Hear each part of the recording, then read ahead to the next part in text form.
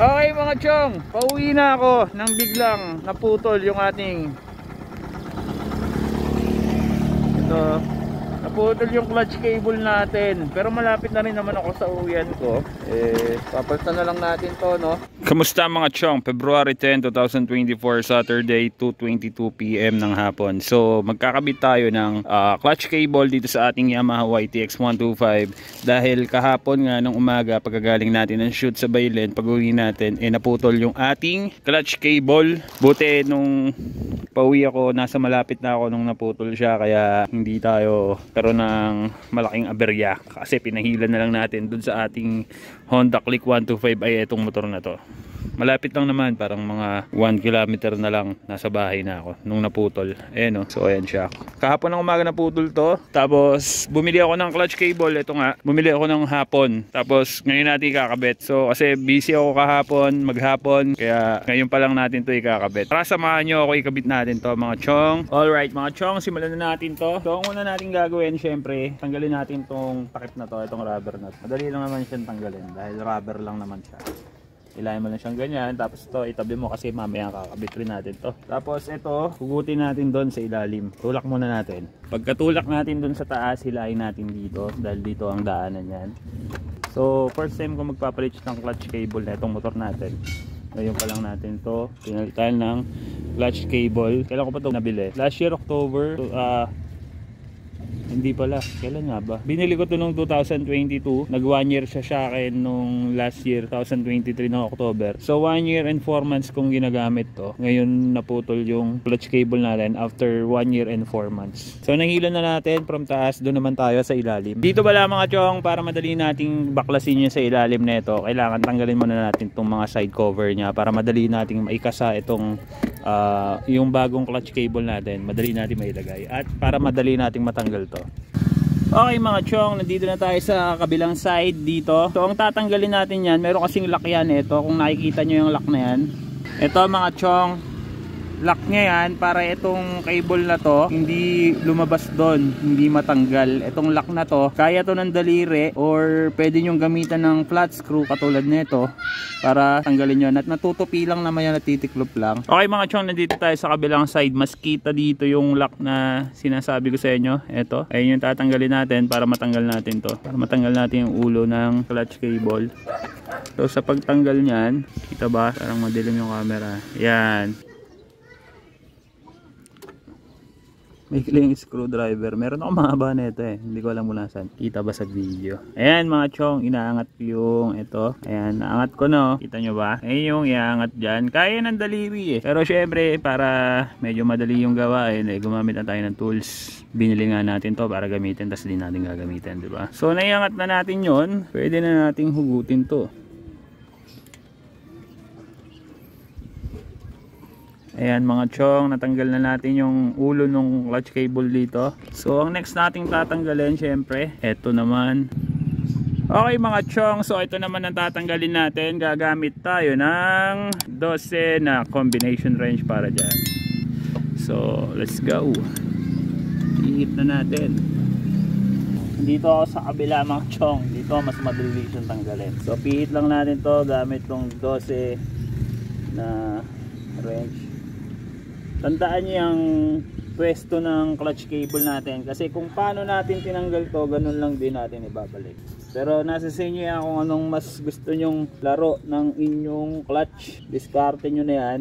Kanya-kanya naman tayong diskarte at sanayan, ano? Kung anong gusto natin sa ating clutch cable, kung ano yung laro. So naluwagan ko na siya, ito natanggal ko na.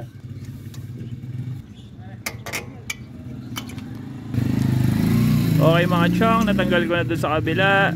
Alright, natanggal na natin yung ating lumang, ay mag-focus ng camera natin Tanggalan natin yung luma nating clutch cable. Alright, so ito yung ating lumang clutch cable. Kunin natin yung bago. So ito yung ating bagong clutch cable na binili natin sa Yamaha dito sa ating lugar sa may San Roque na Cavite. Binili natin mismo sa Yamaha. Bali ang presyo na ito ay 265 pesos. Medyo pricey siya kung ikukumpara mo sa mga aftermarket, pero syempre kung may budget ka, syempre doon ka na sa original parts, di ba?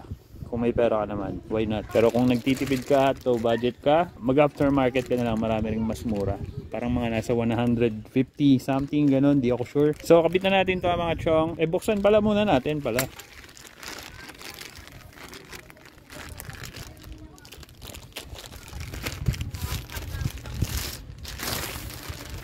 Ito na yung ating bagong clutch cable. Bagong bago yan mga chong, parang brand new. So ito yung ulong naputol doon sa ating lumang clutch cable. Yan. Ayan yung naputol. Ito. Alright mga chong, so ito na yung ating bagong clutch cable. Isasalpak na natin. Bali ang unahin natin dito, itong sa ilalim bago sa taas mamaya. Isasalpak muna natin to. Bago natin isalpak doon mismo sa lever ng clutch natin. Ito ang unahin nating ikabit. So salpak muna natin to. So kung paano natin siya tinanggal kanina, ganun lang din natin siya ikakabit. Pasok natin yun, pumasok na, di ba? Pagkapasok natin yan, ibabalik natin tong lock. Yan mga chong, naibalik na natin yung ulo niyan, dyan. Okay na dito. Saka natin sikipan yan pagka naibalik na natin, pag naikabit natin to sa taas. Okay mga chong, kung saan nga natin hinila kanina, doon natin ibabalik to. Okay. Ipapasok natin dito. Pagkapasok natin dito, ilusot na natin pataas doon. Kung saan natin siya hinila kanina. Pagkapasok natin pa itaas, meron ulit siyang parang dito, bracket. Lusot natin dyan. Pagkalusot natin dito, ipasok naman natin siya dito para magkakasama sila, di ba? Masaya pag magkakasama para hindi siya malungkot. Okay mga chong, nakapesta na to. Ito na yung ating dulo dito sa clutch cable. So ito pala, bago natin ikabit dito, meron tayong gagawing technique. Ilulub natin tong clutch cable natin para meron siyang pampadulas, di ba? Wala ko ng pampadulas. Alright mga chom, bago natin isalpak to dito sa ating lever, meron tayo dito ang engine oil. Lalagyan natin dito para may pampadulas siya o para may lubricate siya, diba? Para smooth lang yung clutch natin pagka pipisilin natin. So meron tayo ditong syringe na may engine oil. Ayan, papasukan natin to ng pampadulas. Make sure lang na pumapasok yung nilalagay natin, di ba? Ayan, baon natin.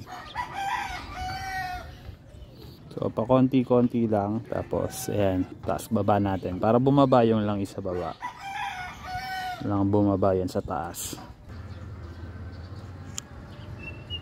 Ayun mga chong. Tumulo na dun sa baba. Yan, tumulo na sa baba. Ibig sabihin, okay na.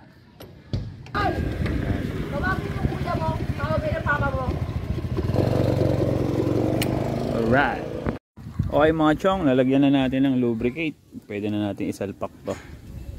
Punas-punas lang tayo para matanggal yung mga excess na langis, diba?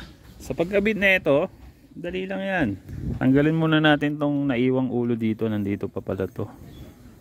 Tanggalin muna natin to. Ito yung naputol na ulo ng ating lumang clutch cable. Ayaw na naman mag-focus ng camera natin. Ayan, basta yan. Yan yung naputol. Diyan ka na. Salpak na natin tong bago. So, pag salpak na ito, hilahin nyo muna. Ayan, pag ganyan. Saka nyo ganyan. Tapos hilahin nyo, pasok nyo doon, salpak nyo doon. Ganun lang, di ba? Alright. Ganun lang kadali. Okay mga chong, pwede na natin itong i-adjust. Gusto nating play ng clutch natin.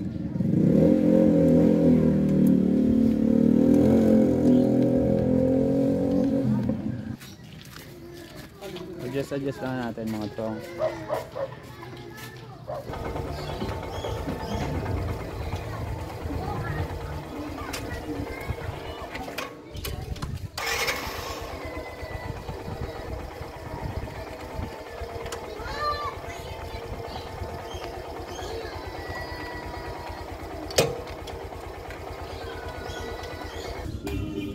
Pwede na siguro tong ganitong adjustment. Sige pang wala mga chong.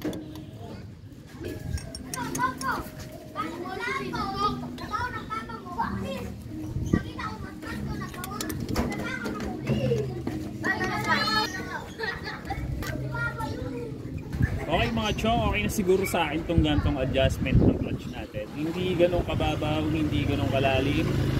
Sakto lang. Ayun yung play niya hanggang dito. Tapos pag kinalatch mo, ganun lang. So testing natin.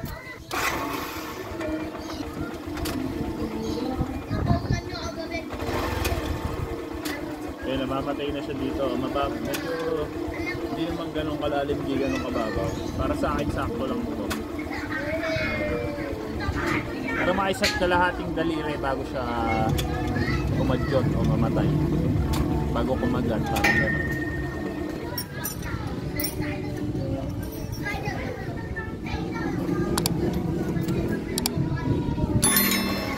Testing natin mga chong.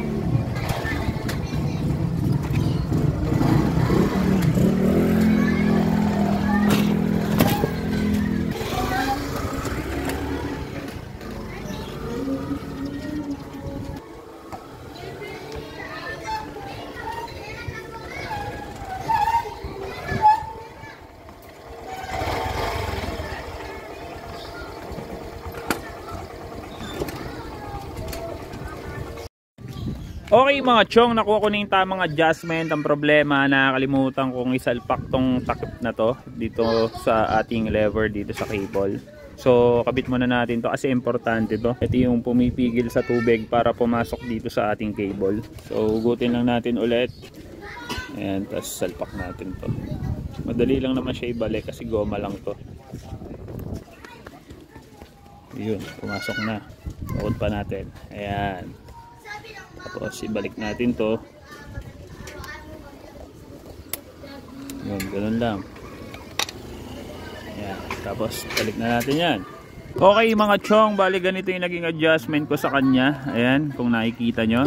So medyo lamang dito, tapos doon sa dulo halos masagad, pero hindi naman totally nasagad, no?